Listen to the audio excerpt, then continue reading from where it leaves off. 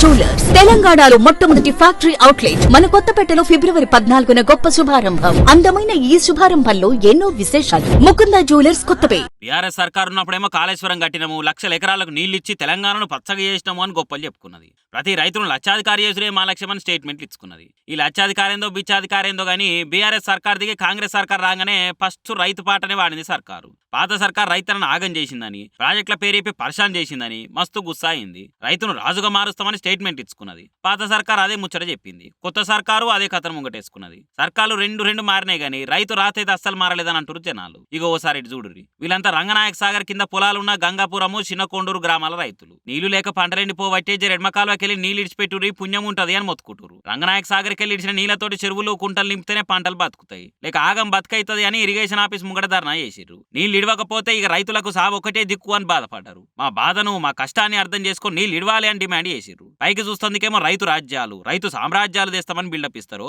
ఇగో చేసేటేమో గిట్లుంటాయని గుస్సాయిర్రు. ఓ సార్లు జరిగి రైతుల బాధను అర్థం చేసుకోరి. వాళ్ళు అడుగుతున్నది నీళ్లు. పొద్దున్న లేస్తే రైతాంగాన్ని ప్రకటనలు ఇస్తుంటారు కదా, మరి ఏం చేస్తారో చెయ్యూరు జల్దీ నేను అనుకోబట్టి ముచ్చట చూసినోళ్ళిగా.